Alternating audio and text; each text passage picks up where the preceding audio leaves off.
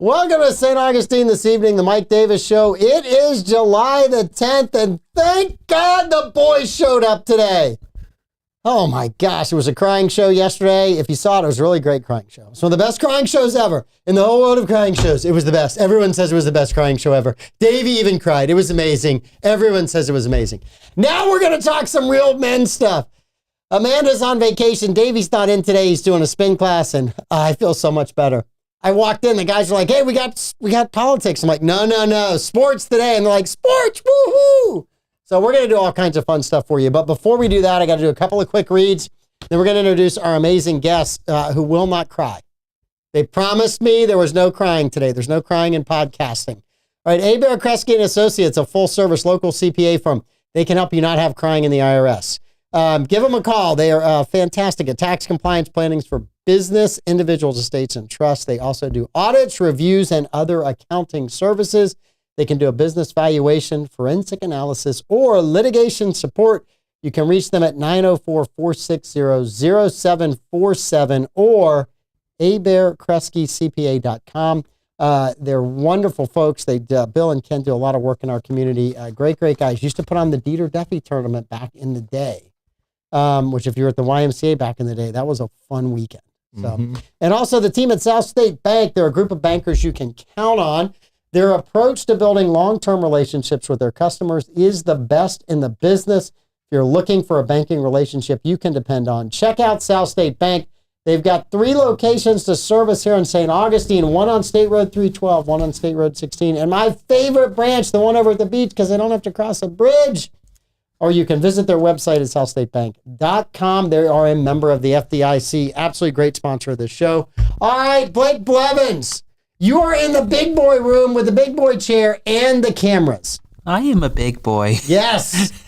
And I did watch a little bit of Bollocks. And what's this Buddha stuff your dad is teasing you with? That's harassment. That's absolutely harassment. Hey, to be fair, I definitely did let myself go. Okay, so I definitely deserve some of that treatment. But however, being called Buddha though is my dad was kind of being a bit of a dick. He was being a jerk. He was. I'll just say it. You know, for once we're in agreement that your dad was a jerk. Okay. I realize I kind of can't say that right now, Mike, because you owe him rent. Whereas, he actually paid for my car repair today. So. Well, if I called my son a Buddha, I would have paid for his car repair too. I'm just saying, it's the least he could do. I ain't saying nothing anymore, Mike. And Levi Moore, our Wednesday guest, is back here with us. Levi, welcome back. Thank you. Oh my gosh, yesterday I had to hear a long story about Travis Kelce crying during a Taylor Swift concert. It almost made me cry listening to it. I gotta say, I was like, no! I've spent a few nights with Travis Kelce in Las Vegas, and I've never seen him cry. So was he winning? He was winning. Actually, a friend of mine played for the Kansas City Chiefs, so I got to hang out with Travis Kelce his sophomore year in the league. And then last year, after they won the Super Bowl, a friend of mine plays for the Chiefs, so I got to hang out with him then too. So, and I'm going to name that friend, Cairo Santos. Yes, sir. He was a kicker for the Chiefs. He was a kicker for the Chiefs. Did he ever win a Super Bowl with them, or did he left them, I think, right before? He left them the year before when the Eagles won. His last game was the only game of his I ever got to attend at Arrowhead, and they played the Eagles, and the Eagles threw a Hail Mary and lost regular season, and that was the last loss the Eagles suffered before winning that championship. Cairo's a good young man. He is, and he just signed a long-term deal, $16 million with the Chicago Bears. He's going to be on Hard Knocks this season, so if you're a football fan and watch Hard Knocks, we're going to have a local sports hero on there. So you grew up with Cairo. I did. So tell our listeners the story, because it's a phenomenal story about a kid that had never played football, never kicked the football till he got to St. Joe. Okay, so Cairo comes over from Brazil to be a foreign exchange student, and he came over to play soccer, or as they would say in his country, football. And about 2 weeks into him being in America, he was voicing his frustrations with how Americans play soccer versus the rest of the world. We were too slow. And he just said it's not the same game. It's not real. It's not like real football. And so we all say the same thing. Yeah. In my family all the it's time. not real football, yeah. So, anyway, so we're playing basketball in the front yard. Myself, Tyler Burnett, and Luke Freeman, and Drew Hernandez. I'll give all them a shout out on here. All great guys. All locals. And we're like, Cairo, if you don't like playing soccer, why don't you just kick this down the street? And he boots it. I'm not kidding. 70 yards, first try. No form, no knowledge of the game, nothing. We immediately pack up the car. We drive over to the St. Joe football field, and he starts booting 40, 50-yard field goals right away. We said, when we go to school on Monday, we're taking you into coach's office, and you're joining the football team, the American football team. And the rest is history. He had a phenomenal career. Played at Tulane. Won the Lou Groza Award. Yes. Most accurate kicker I want to say his senior year. His senior year, correct. Yeah. And just an amazing, and then ended up getting drafted. I think Kansas City was the first club They that got drafted him. Yeah. And then he got injured. And then he bounced around while he was fighting through injury, took about half a season off, got healthy, and then landed with Chicago and has been there ever since. Now, is he living at all in St. Augustine, or is he just up in Chicago? So he has a house in Chicago. Yep. Has a house in Jax for the summer, and he has a house in Orlando as well. Okay. So those are his 3 spots. The reason he has houses in Florida is to play golf. Yeah. He'll tell you it's for kicking practice, but it's to play golf. Wow. He's also like a 4 You handicap. seen how far he can kick a golf ball? I mean, if you're in the woods, he can get you right on the green and go, it just bounced off a tree. Phenomenal foot wedge. He's got the best foot wedge in the game. No, that's awesome. I'm really happy for him because that's just a great story. If he hadn't come to St. Joe, if he hadn't had you guys kind of say, hey, you need to go out and try it out for football, he never would have done it. And his whole life would have had a different trajectory. I completely agree. And he did give us credit in his Lou Groza speech. Yeah. He said, my friends. So instead of naming us individually, he said, my friends, which, we take credit for that. So that's my claim to fame. I gave Cairo Santos a football. Yes. And watched him kick it down street. Is it true that he hit a little old lady when it landed?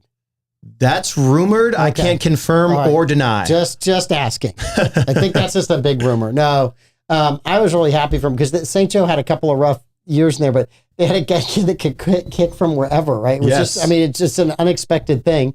If they ever did score a touchdown, the extra points were good. They were good. You knew that was money. So, no, very, very happy. Blake, how bad are the Pittsburgh Steelers going to be this year? Okay. I have a feeling we're not going. Okay. Mike, why? Because I was nice to you longer than the statute of limitations says I have to be. All right, Mike. We're not going to be bad. We're just going to be average. We're more likely we're probably going to be 9-8, 10-7. Welcome to Jaguar World. Welcome to Jaguar World. Okay, you really calling us Jaguars now? Hey. Let's make a bet right now. Let's bet lunch at Kaiser's because I know that's one of your favorite places to go. Okay. So we'll bet lunch at Kaiser's at the end of the season. Whoever's team has the worst record has to buy lunch. Okay. I like that. What if it's tied? If it's tied, you want to do most points scored?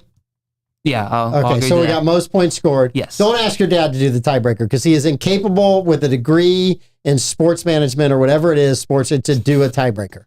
Did you ever hear the tiebreaker argument we got into? Geez, I really want to know. So your dad is a huge Reds fan like you, and I'm a Braves fan, and we always bet on every single series. There's one coming up the 22nd through the 24th, and lunch is always on the line. We never bet money, Levi. It's always lunch.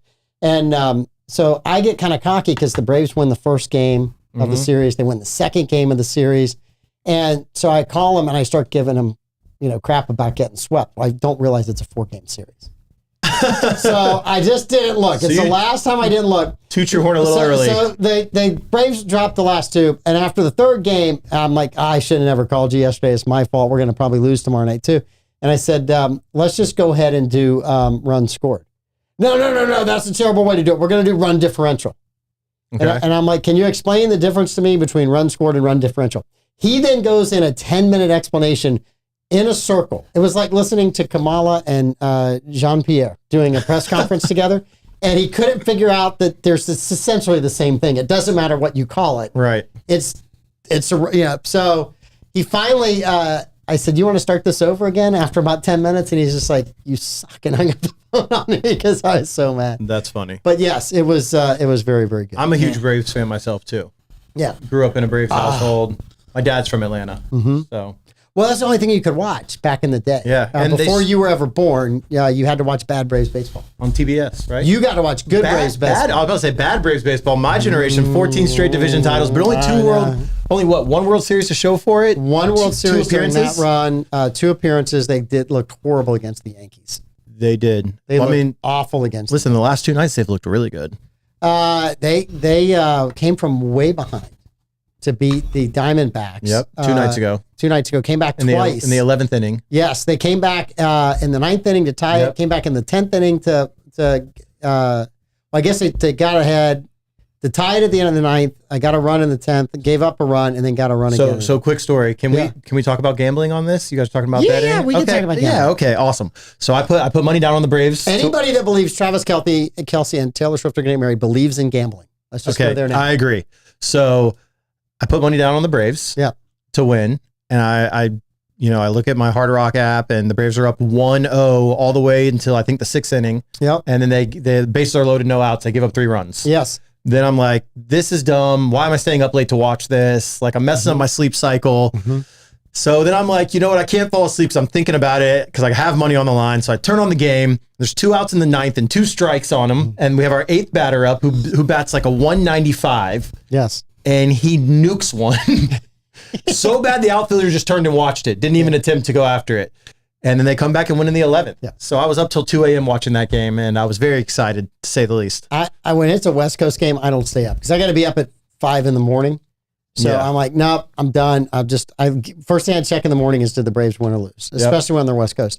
My favorite stay up late was Darcy was pregnant. She had gone to bed early with Wesley, our daughter, is the year that the Braves went to their first World Series. Okay. So they had to get past the evil, despised Pittsburgh. And that's 96? No, this was like 91. That was like 91. 91, okay. Yeah. So in 91, Pittsburgh... I was 1. The Pittsburgh Pirates were loaded. They had Barry Bonds. They had all of these guys. They were phenomenal. And we have Sid Bream on second base. Okay?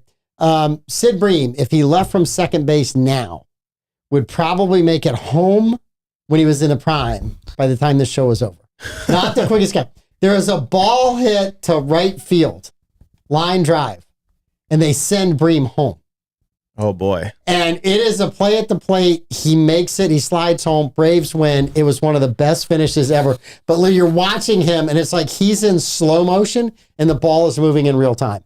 You're like, oh, my God, Sid, go. You're like, who set this guy? But they won. They ended up going and losing to the Minnesota Twins that year in one of the best World Series ever. It was actually that actually happened in '92 against the Toronto Blue Jays.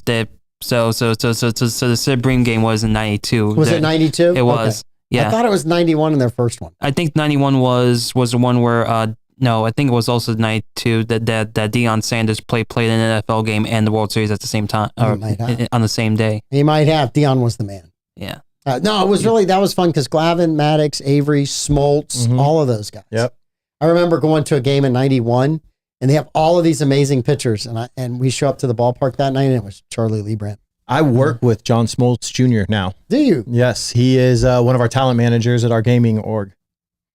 When's great guy. Bring his dad in. Let's go. I could probably finagle something. We'll see. Get his dad in here. Give him a free vacation to St. Augustine. They'll show up. I was at the beach one day getting ready to go surfing. It was a really foggy day. It was wintertime, and this crew of surfers pulled up. It was 2 guys. One of them was a dad with a son, and this big, huge, hulking figure.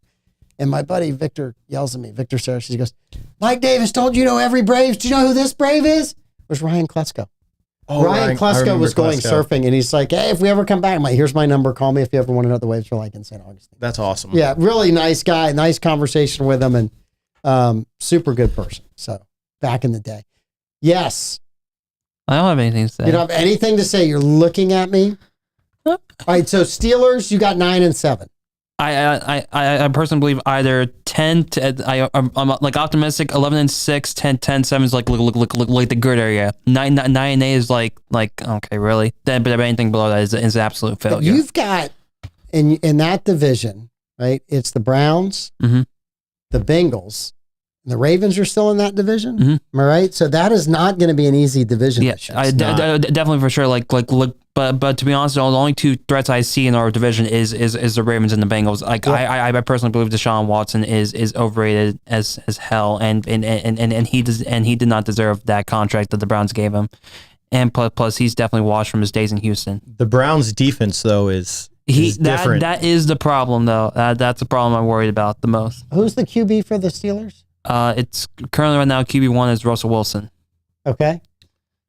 Yeah, who else do you guys have over there? You guys did like you got Russell Wilson and you grabbed someone else too, Justin right? Fields. Justin Fields, yeah. Which I wanted Atlanta to get Justin Fields. I can't believe Atlanta paid Kirk Cousins what they paid him. And then in an NFL draft at number 9, Yeah, Michael Penix. yeah.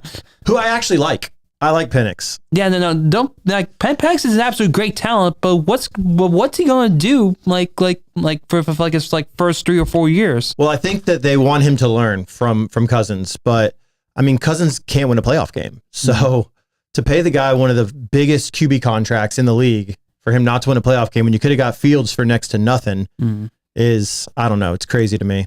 Have you heard an update on Austin Reed? I have not heard an update on Austin. I haven't either, so I'll have to look. I know he can sling it. he was undrafted. He was slaying. So just where does he go? Does he end up playing? I mean, I really look at him as one of those guys that just keeps working and working and working. Yep. And I honestly think he's going to get a break one day and an opportunity to play in the NFL. I hope he does because he can sling the football. He can read coverage really well. And I mean, I played flag football with him. He was so much younger than me that I never actually got to play football with him, but I played flag with him and the kid can sling the football. And he's an athlete, you know? So yes, he is. Yeah, but he's also going to be featured on Hard Knocks as well. Didn't he get signed to like a practice squad deal with the Bears? I'm not sure. He might have. I'm not familiar with it. That's entirely possible. Yeah. I'll look him up while we're talking. I'll try to look him up while we're talking. I'll try to be useful while I'm here. If he did, I apologize. Then we have 2 St. Augustine goats on the Bears at Hard Knocks. That'd be great. Awesome. That would be so cool. Yeah, he is. So he was signed by the Bears. Okay, awesome. Okay, let's go. St. Augustine taking over Chicago. Come on. So now I'm going to have to root for the Bears. Yeah. The Bears. The Bears. Well, the Bears aren't going to do much, but No. I don't know that they got the offense or the defense right. I don't know. And Russell's on like his 5th reincarnation of resurrecting his career. Yeah, he is. He just really. I mean, and I think he's a very talented quarterback. But it's gonna be interesting. Yeah, we are going to do, since we're back on this. Troy and I used to do all these sports picks and bets. Okay. So next Wednesday when we're in here, we're going to pick. Next Wednesday is it? We're going to pick the British Open. Okay. So everybody gets to pick 2 players next week. Okay. All right. So we're going to pick the British Open, and then we will do an entire show that's NFL and college football. So you get to. I think we picked. You pick. Well, gosh, we used to pick 4 teams and 2 wild cards. Now there's like 12 teams that are going to the playoffs. Yeah. So we'll have to figure out how we're going to do the 12 I'm team excited. Pick. Yeah. And college football, the video game comes back this year for the July first 15th. Yes, for the first time in 15 years. Yeah, it's 15 years. Yeah. It's gonna be insane. The only problem though is I only have a PS4, not a PS5. You got to get a PS5. I know. You can only play it on a PS5 or an Xbox, right? Or the new Xbox, right? Yeah, so that's the thing. So some trying my best to ask for a raise right now, but second. I think the verbal abuse that you suffered on Bollocks last week, the only repayment besides doing the car repairs is a new PS5. I ain't asking my dad. I'll ask him tomorrow on the show. I'll just say, Blake's been a great you kid. gotta- He was you so gotta good put Mike yesterday. in your He's a corner. bitch. I got you. I'll start harassing him every day. Did you buy your son that PS5 yet? I like it. It's the 15th, right? He's only got 5 days to get that PS5 to you and get it set up. It is the 15th. You I'm can afford the excited. game, right? If I get you the PS5, you can afford the game? I could definitely afford the game. Yeah. Okay. What does the PS5 cost these days? Like $499. Yeah. $500, $600 if you want the it costs more for a upgrade. PS5 than it does a TV. Yes. Oh yeah, for sure. Gaming systems nuts. they have massive computing power now because every game is so realistic that it takes so much space. Mm-hmm. So what you're saying is the Chinese are just buying the PS5s and taking the chips out of them? Actually, Japanese because it's Sony that produces the PlayStation, so it's actually the Japanese, not the They're Chinese. inventing the shit. So the Japanese invent the chip, send it to the United States. The Chinese buy it, send it back to China, and steal the chips. I'm just saying how it all works. You guys can look at me like I'm crazy, but it's a great way to get chips.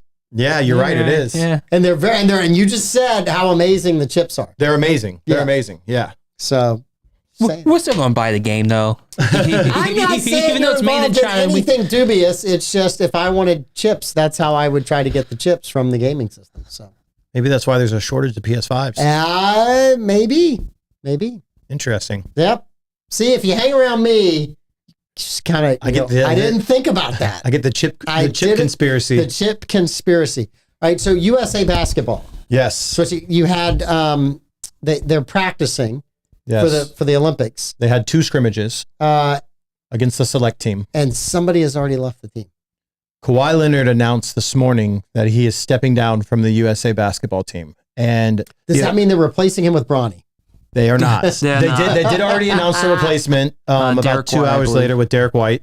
Yep. Okay. Yeah. And Derek White played for the Celtics, right? Yep. Correct. And a lot of people are upset about it because they feel Jaylen Brown should have been the replacement, as he was the NBA Finals MVP. Yep. He's the second highest paid player behind Jason Tatum in the entire league. Okay. And he deserved the spot. Yes. But here's my thing when it comes to basketball, right? Mm-hmm. They already have so much star power. Yes. They needed someone to take that off the bench role. Mm-hmm. And the official statement from USA Basketball was that the Clippers and USA Basketball determined that it was in Kawhi's best interest to get ready, prepare for the next season.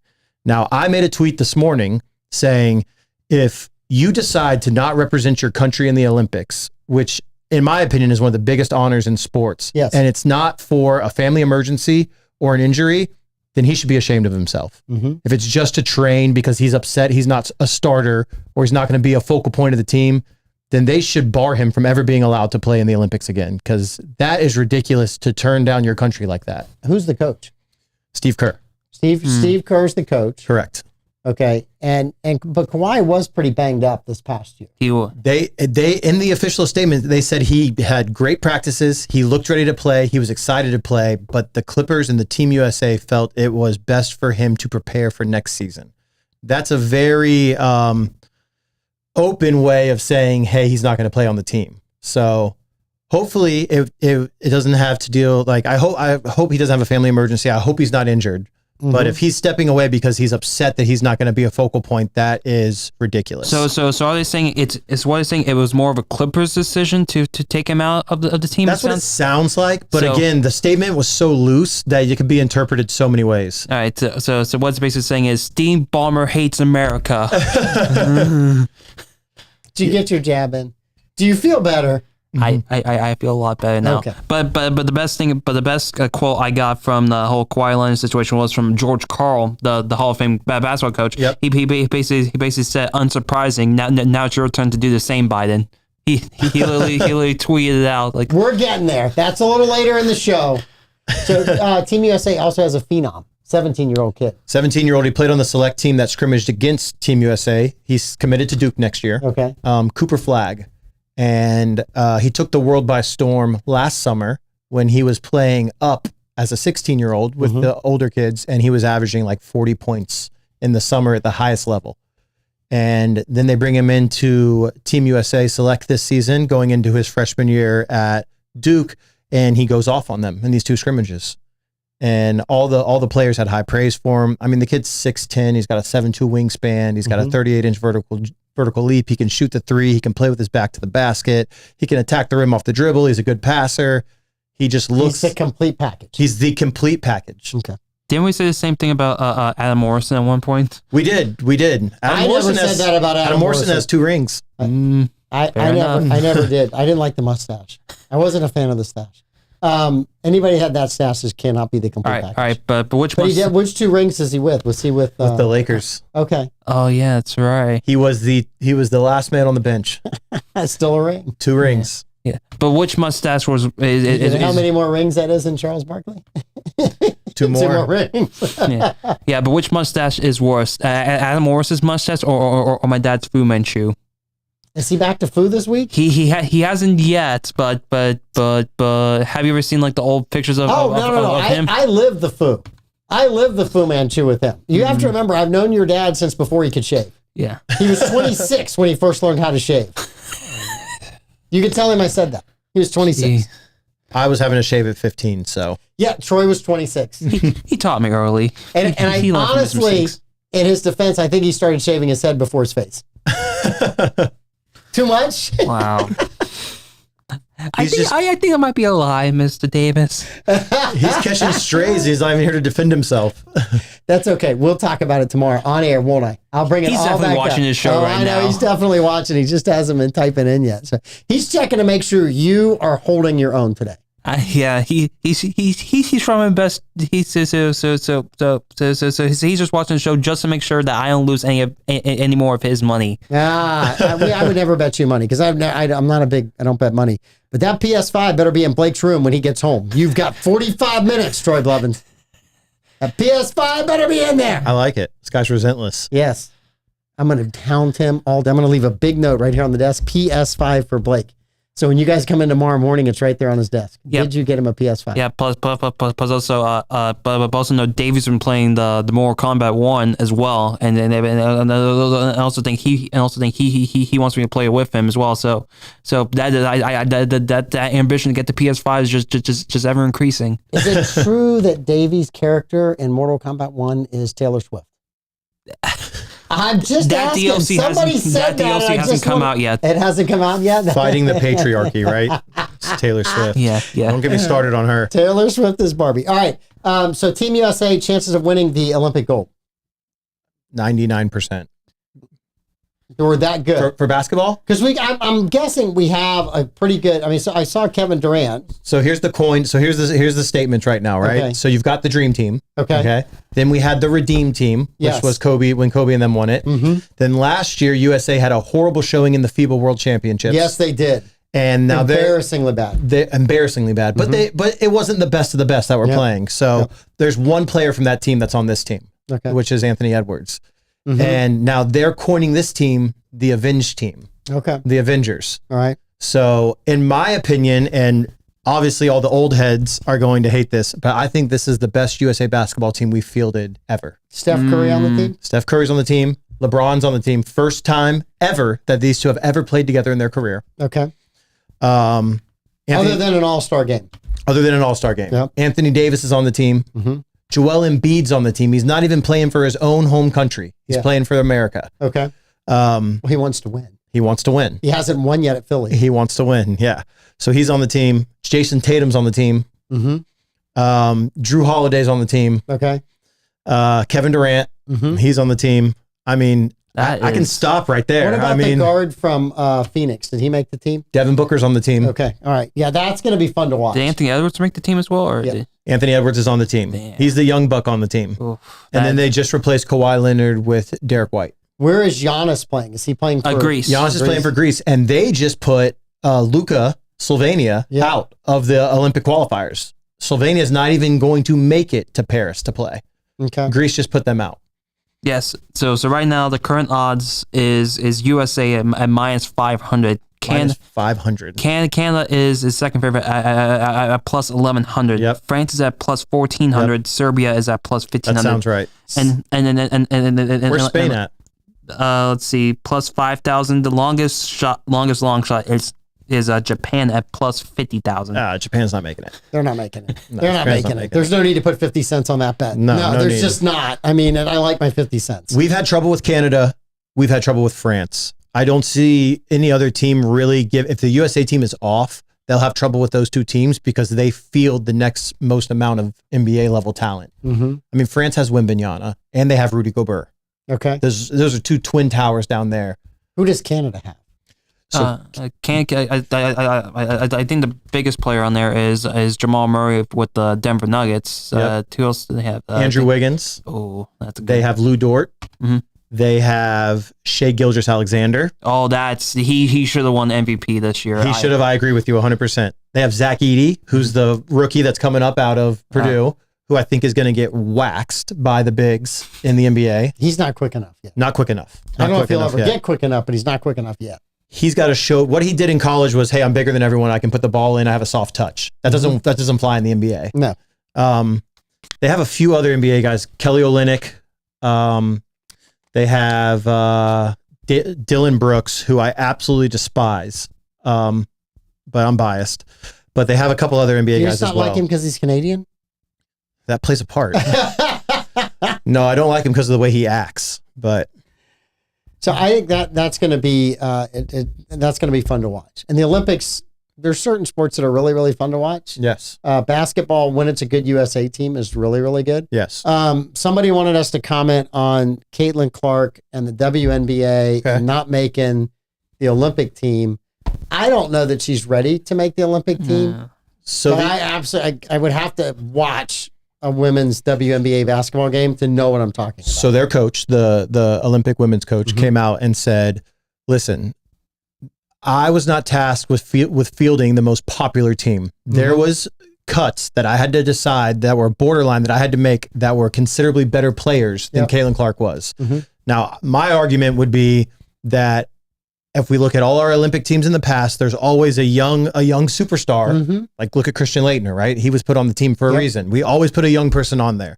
The women's team doesn't have that. And so they left Caitlin Clark out to field a better team per se. But with what she's done for women's basketball, in my personal opinion, she should have been on that team just to garner the experience and because of what it would do for women's sports, women's basketball in the international space. They missed a golden opportunity there. Well, there's a lot that's gone on. Amanda talked about it the other day. Instead of some of these women in the WNBA, and this was Amanda's comment, not mine, being happy that there was more attention to the WNBA, it was the attention's not on me, it's on somebody else, and it's a new player.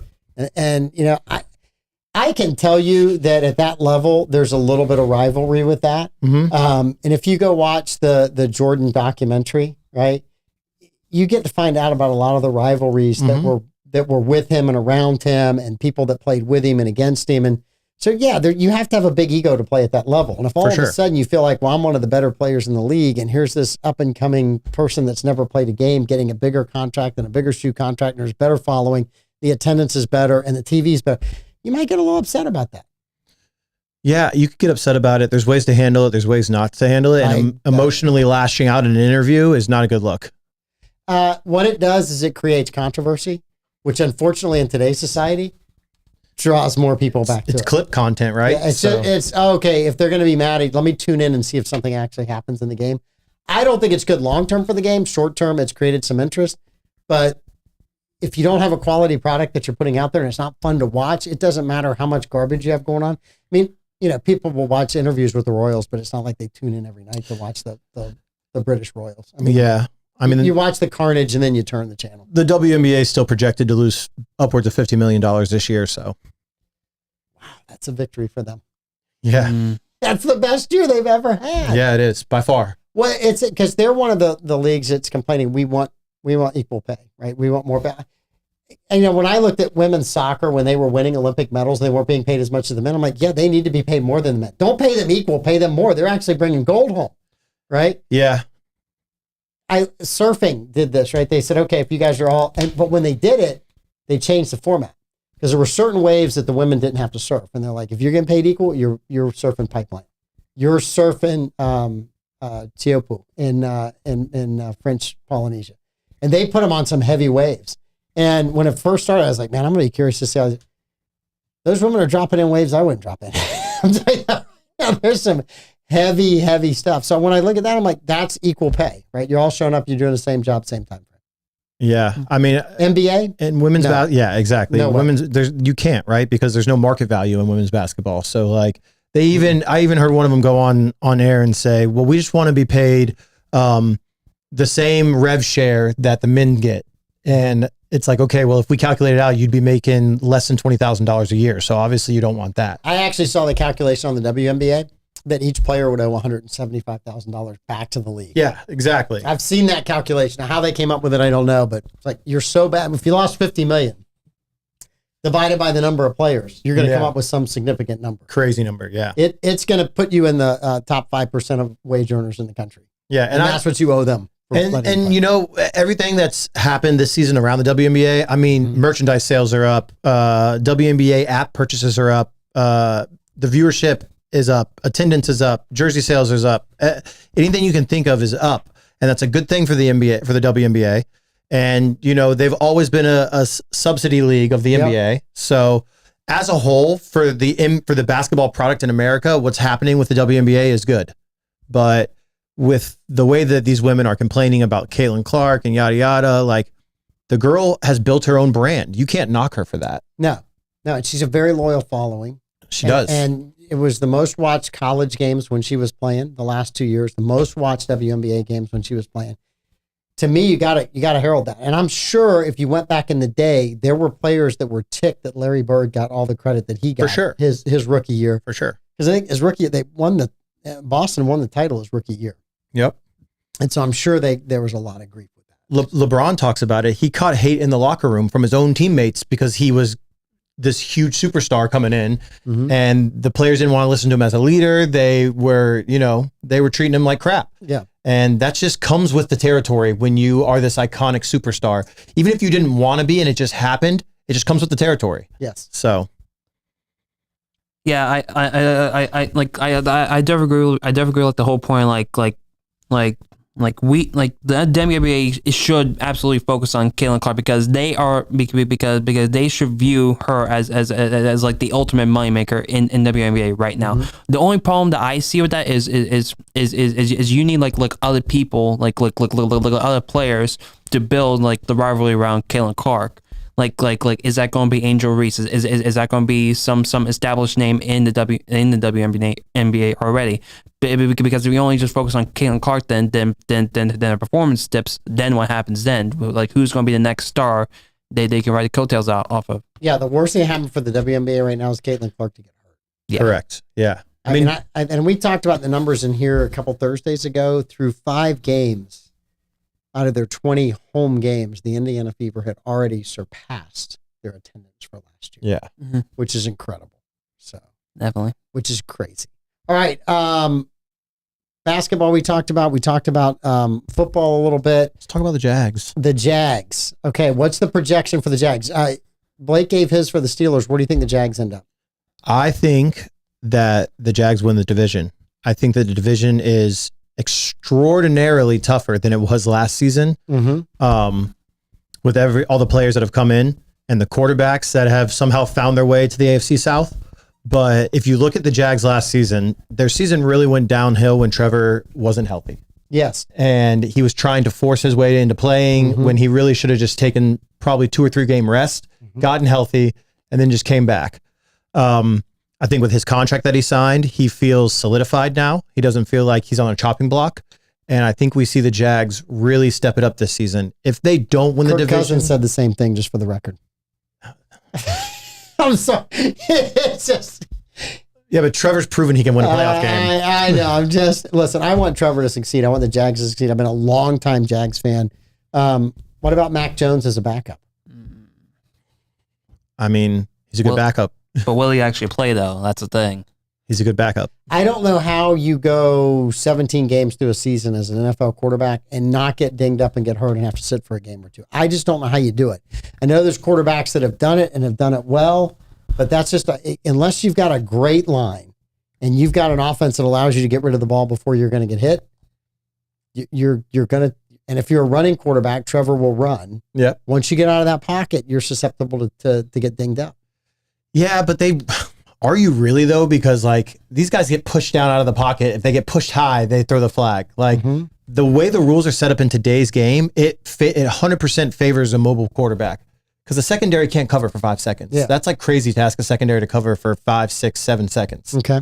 And with Christian Kirk back and healthy, and the new receivers we brought in, I think the Jags really have a chance to really be a powerhouse in the AFC. I really do. Can they beat the Chiefs? You got to. The Chiefs are running for something nobody's ever done, which is 3 in a row. And of all the teams that have had a chance to go 3 in a row, they're the ones that I don't want to bet against. I wouldn't agree. put money on them losing. If I'm standing at the betting table at Vegas right now and I don't bet, and it's like, okay, you can put $100 on the Chiefs win 3 in a row, or I'm like, I'll take 3 in a row. Yeah, same. I would put the bet there. Same. I agree with you. Mostly because I want to jinx them so that they'll lose to the Jaguars. 2 years ago, we gave them a run for their money at home. 100%. Patrick Mahomes was hurt, but we gave them a run for their money. Yes. Yeah. I like to say any given Sunday, right? Anything can happen on any given Sunday. Are we defensively? Are we better? Last year, I felt the defense was part of our problem. I think defensively we're better than the Chiefs. That's always been their knock, right? Yep. I've always felt like the Jags defense has let us down the last couple of years, right? Yeah. Now, I say that like maybe 2-3 years ago when Trevor was first coming into the league, the Jags defense at times kept us in the game. But then when Trevor started to get good, it's like the defense went, well, we're just not going to play. Yeah, that's what it felt like. I mean, okay, Trevor's good. Time for us not to play. It's like, wait a minute, no, we need the other defense, the one that was good when he was. Can you pretend he's not playing good and go out there and hustle?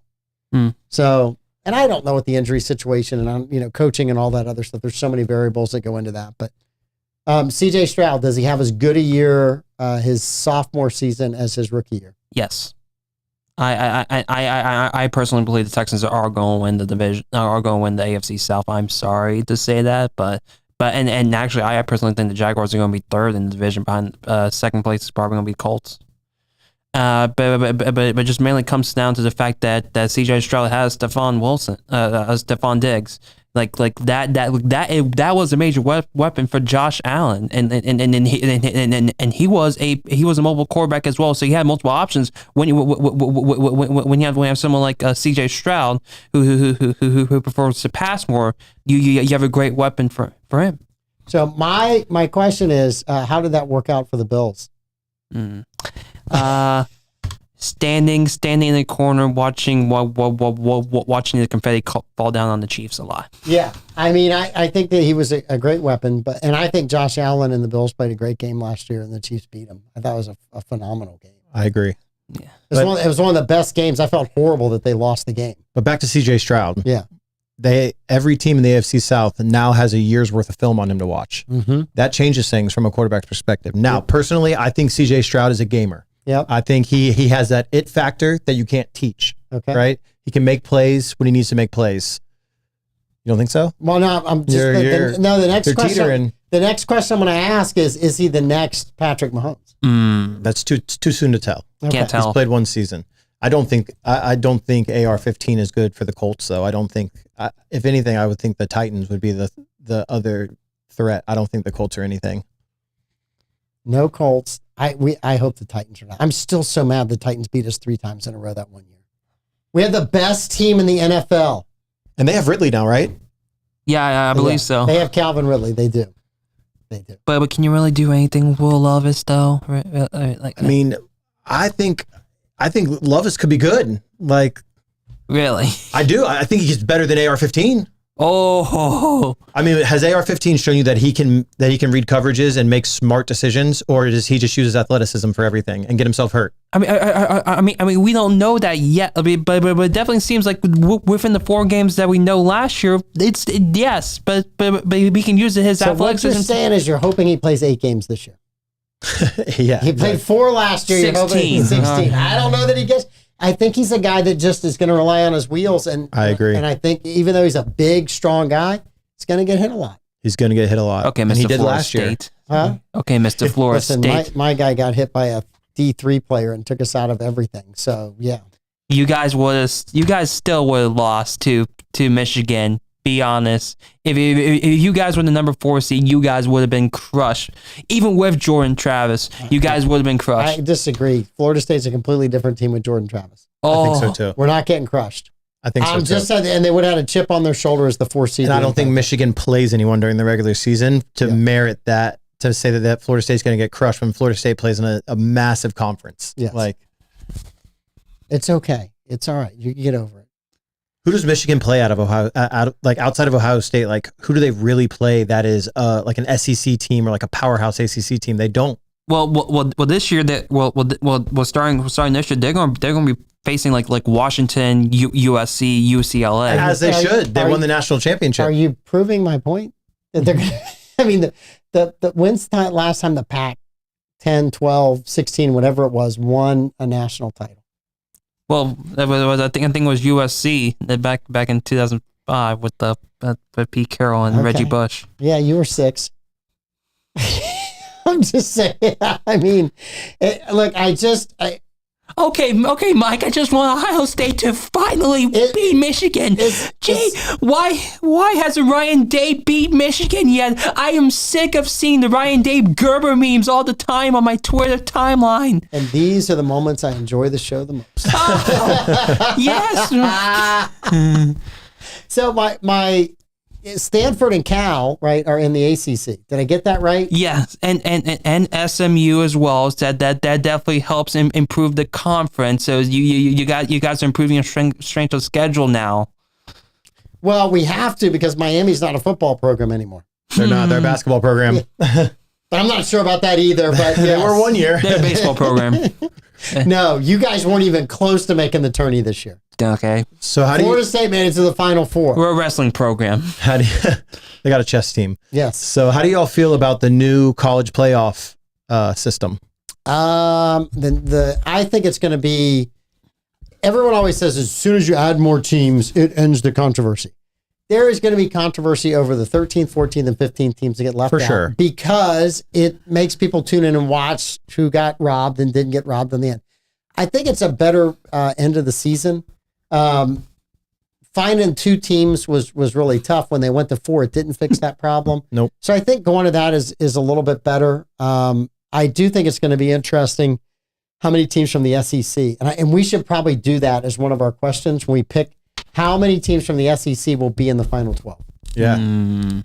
That's interesting. I mean, I could see 5-6 teams from the SEC in the Final 12. I don't see that. So we get back-to-back SEC tournaments? Yes. I honestly could see, up until 2 years ago, you could have had Georgia and Alabama in, and then there was always one other team, LSU a couple of years ago. Auburn, maybe. Yeah. Auburn. Well, yes. I mean, so I think there's some of those things that will be interesting to see how good some of that second-tier SEC plays, because they're now playing to get into the playoff.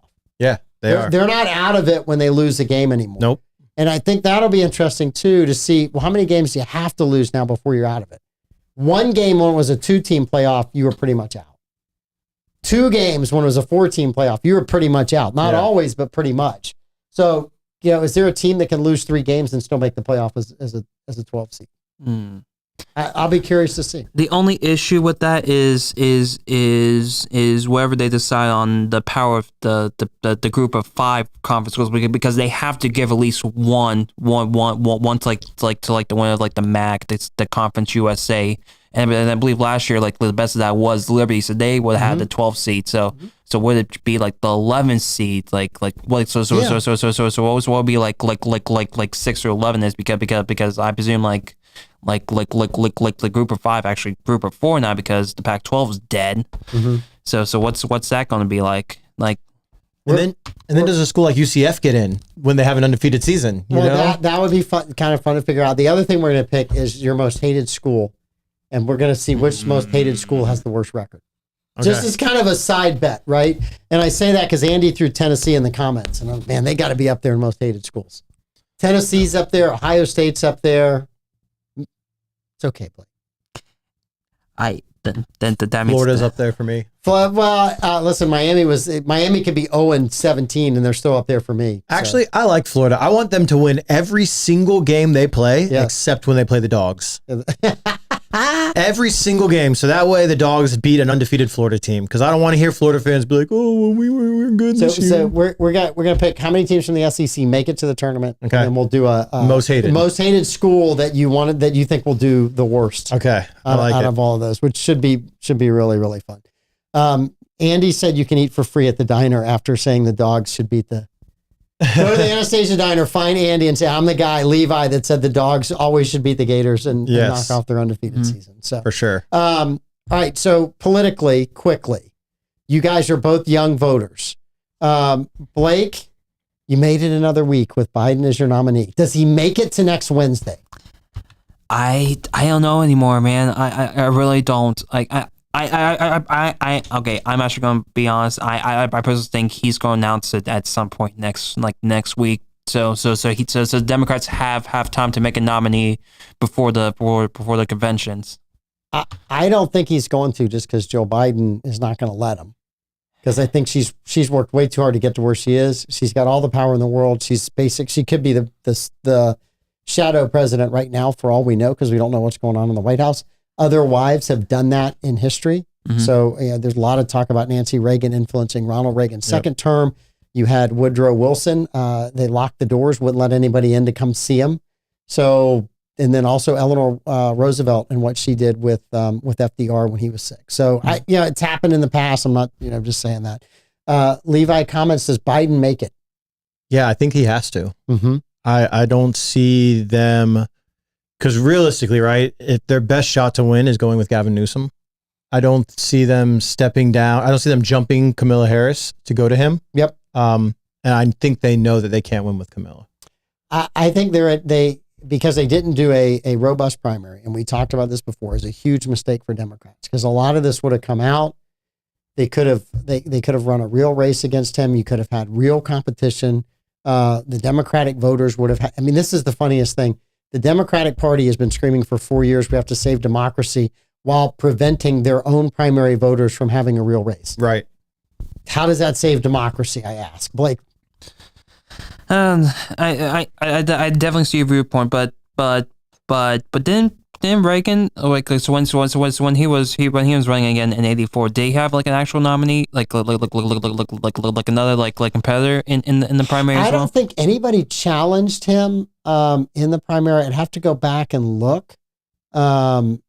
I think he was so popular within the Republican establishment at that point in time, and it wasn't close. The '84 election was just a bloodbath. It was bad, but it was a beautiful thing. Yeah, but only like incumbent versus candidate, not like race. I remember that I know is like 1976 with Gerald Ford and Ronald Reagan, but that's only because Gerald Ford wasn't ever elected to be president. Reagan was close to beating him. He was. He was very, very close. It was almost a brokered convention, and everybody kind of threw their weight behind Ford, and they lost, which just set Reagan up for 4 years later.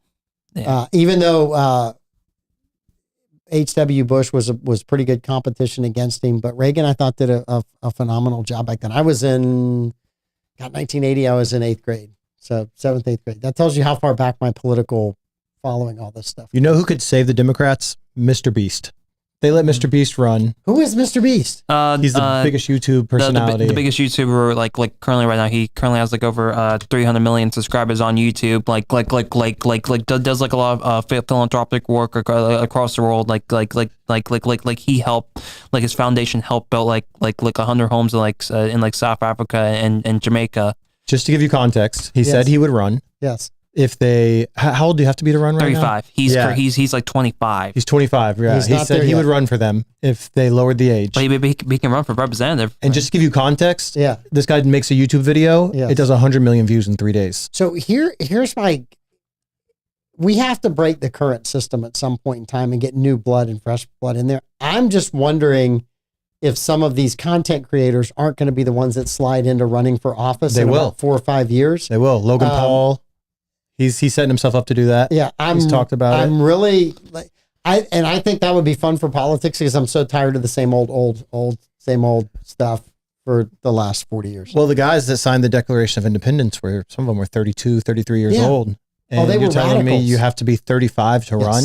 Makes no sense. I think what they were trying to do was just establish, hey, we want somebody that's had a little bit of experience.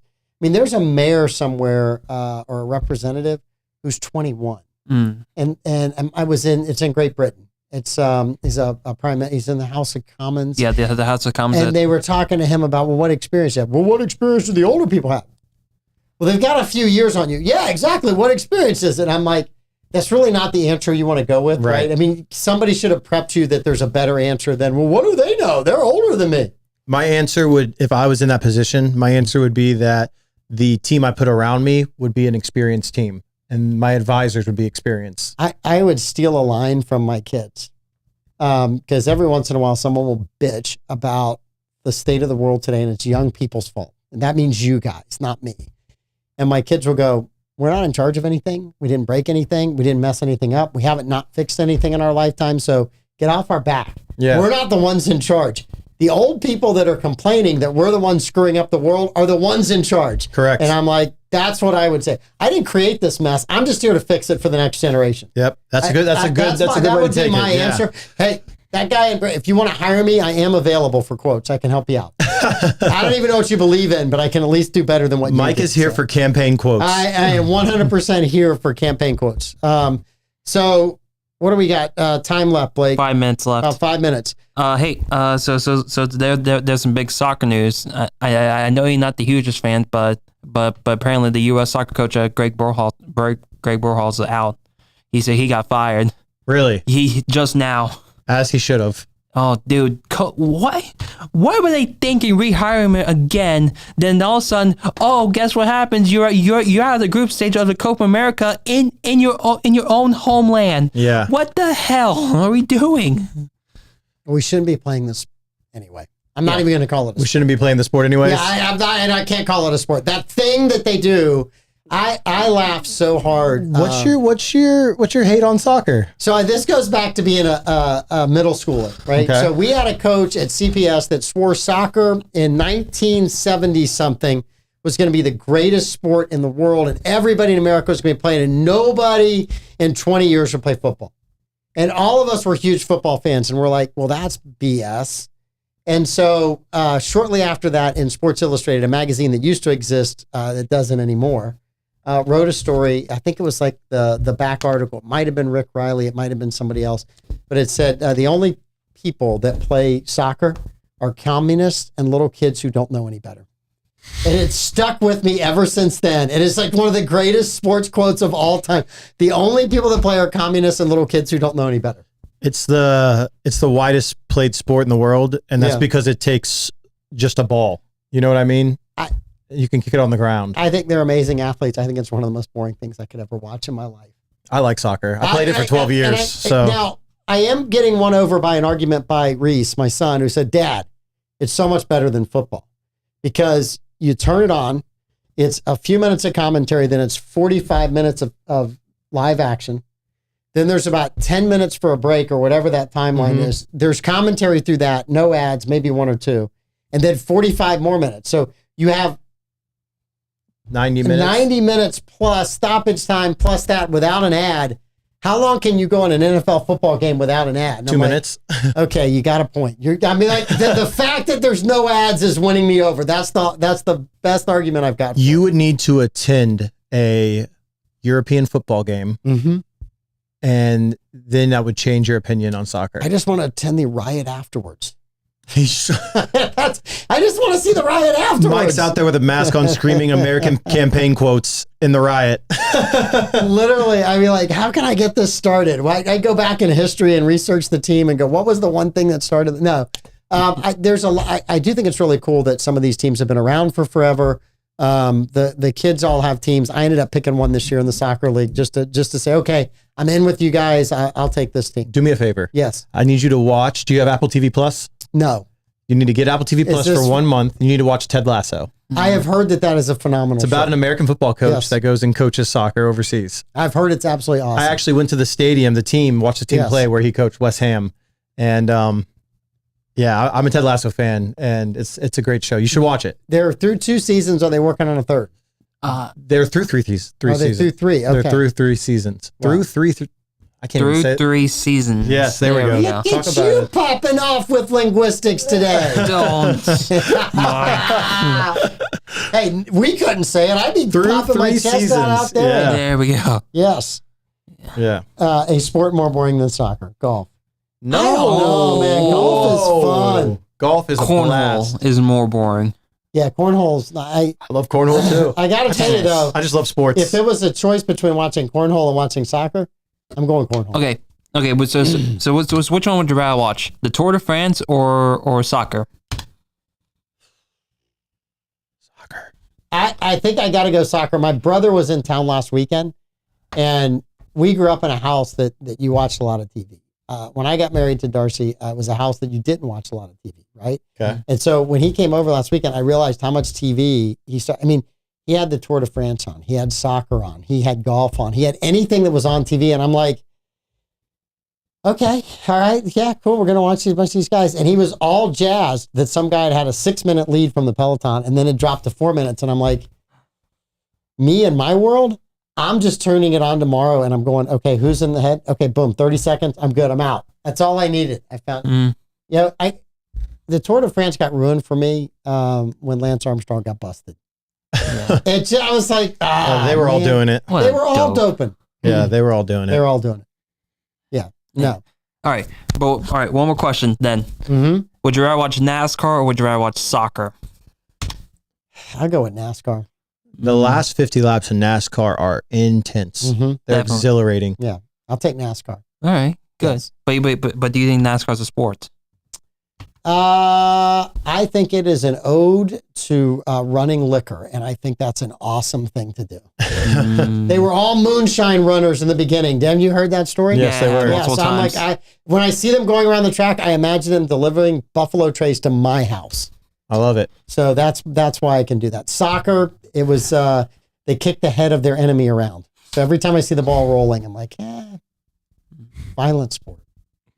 I just love the fact that the women's soccer players get knocked over and they hop right back up, and the men's soccer players get knocked over and it's like 10 minutes till they get up off the ground. Oh yeah, that's part of the shtick. They just gotta act. I know. They cry. They act like their arm's been blown off. They have to receive the magic spray that the trainers give them. Yeah, right. I haven't seen as much magic spray. I think they caught so much crap over it that the magic spray is now on the sidelines only. Because for a while though, they were running out and spraying it on them, and it's like, that doesn't work. That never works. That's Michael Jordan's secret sauce. All right, are you back next week? I'm back next week. Back next week. You're welcome to come sit in. Okay. Because Amanda calls this sports ball.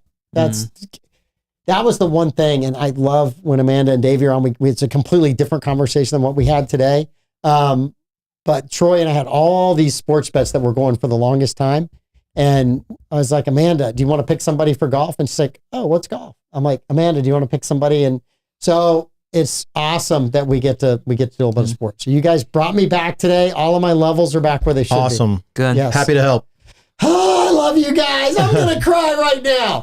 All right, this is the Mike Davis Show. Tune in tomorrow morning. The morning show will be on Pete, Davey, Troy, Blake, Ricky.